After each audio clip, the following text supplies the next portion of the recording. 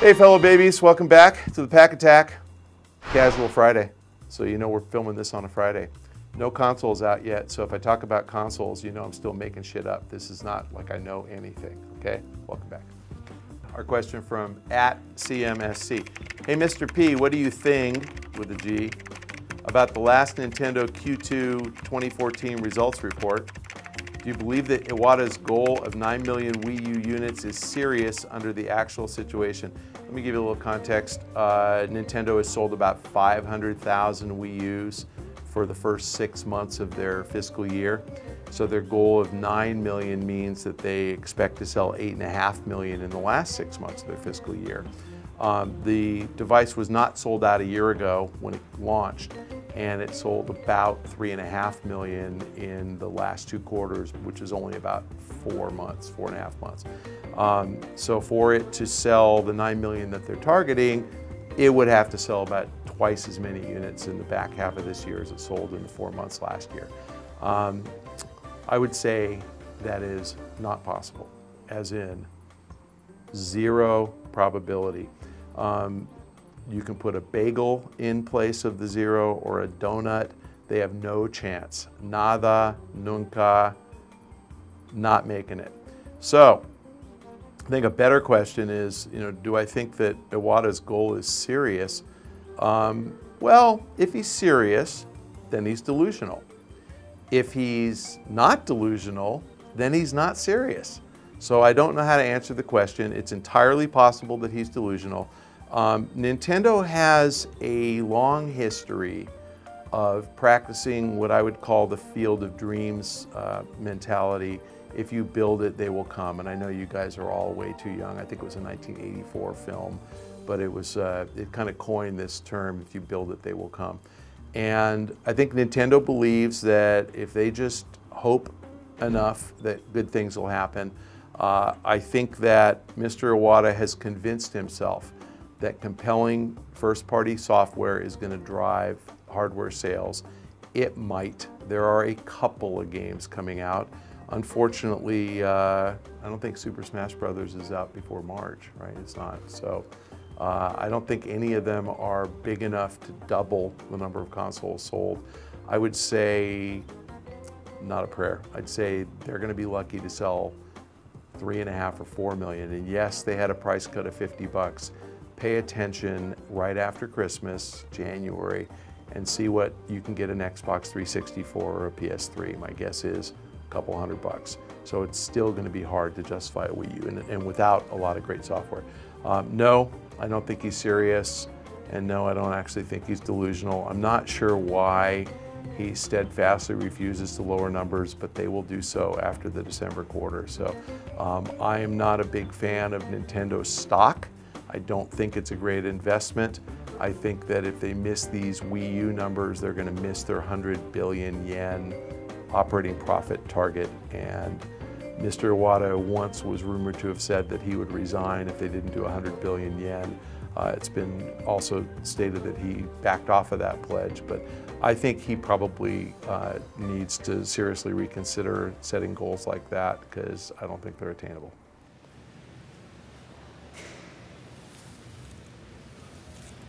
Okay, we have a question from the Ask Pack forum from Crazy Wolf 5150. How big of an impact do you think Steam OS, which should have been called Glad OS, Steam OS and the Steam machines will have on their respective markets? Will Steam OS make gamers abandon Windows as more games move to Linux? And will the Steam machines affect the sales of next-gen consoles? That's a good question.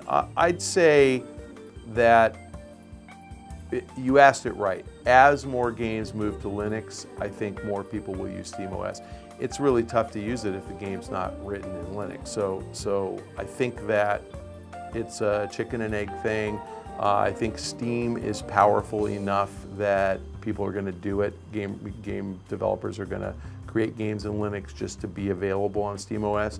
I'm not sure that the Steam machines are going to be, the Steam boxes are going to be cheap enough to have a huge impact. I mean, nobody really knows what they're going to charge, but the speculation is 500 and up. I mean, maybe 800 or 900 bucks. And so they're going to be a very high-end PC, expensive for most people. So the answer is, will they affect sales of next-gen consoles? Probably not this year. I mean, if you're a hardcore PC gamer and a hardcore console gamer, and you don't have enough money to buy both, sure. That's a pretty small number of people who are both that have no money. I mean, if you can be hardcore both and have plenty of money in the bank, and you'll buy both. So I don't think so. Long term, I think it's going to be a software thing if there are plenty of games available. But just to kind of highlight how the console war works, look at Grand Theft Auto. Probably Grand Theft Auto 5, probably the best-selling game of all time. It's been out since September 17th. Where's the PC SKU? And so there isn't one. When it comes out, will it be written in Linux? I have no idea. Do the Rockstar guys care? I don't think they do. But so my guess is if you're going to get games like GTA and they're not on PC and they're not written in, they're not available in Linux, then SteamOS isn't going to have a big impact. It's going to chicken and egg. It's going to take really great games being developed for the operating system to really drive sales in the Steam box. Obviously, the big hook Valve has is Half-Life 3, and I've said this before. I don't think they'll do it, but I've said it before. If they really want to sell Steam boxes, Half-Life 3 should be a Steam box exclusive. And I know they'll only sell 100,000 copies because that's how many Steam boxes will be out, but that will drive sales of 2 or 3 million Steam boxes, and they'll get a huge install base really quickly. That's why the price of the Steam box matters, because if Valve can make, let's just say, a $100 profit on every Steam box, and they only make $20 or $30 profit on every copy of Half-Life, they can afford to take a haircut, and instead of selling 15 million copies of Half-Life 3, sell 5 million if it sells 5 million Steam boxes. So it wouldn't shock me if they did this. I don't think they will, because I think fans would be mad at them saying, gosh, I want to play Half-Life, but it costs $1,000 to buy it.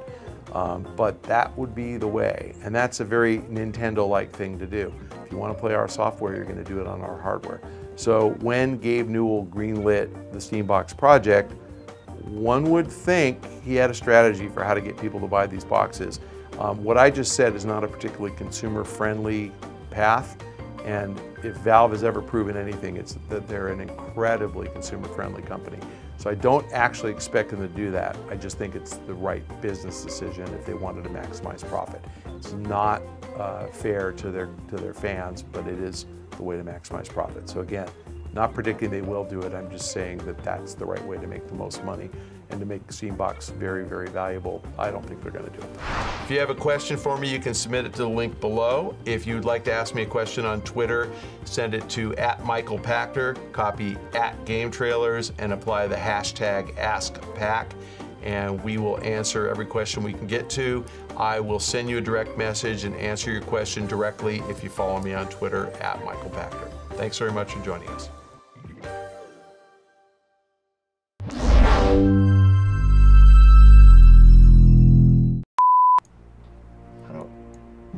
I don't know how to erase it. Damn it, I forgot how to erase it. Sell for 5, there we go. That's how I sell it. This will take a while, I'm sorry. I think I can hit the start button, yeah, okay. All right, Villa Babies, if you'd like to check out more episodes, you can do so on YouTube, or we'll save you some time. You can stay on the site, and you can check them out right there. Awesome. Awesome. Cool. Awesome. Awesome. Few outtakes. The word of a generation. It is kind of an odd word, isn't it? Yeah, it's so stupid. I feel like an idiot every time I use that word. Dr. Awesome.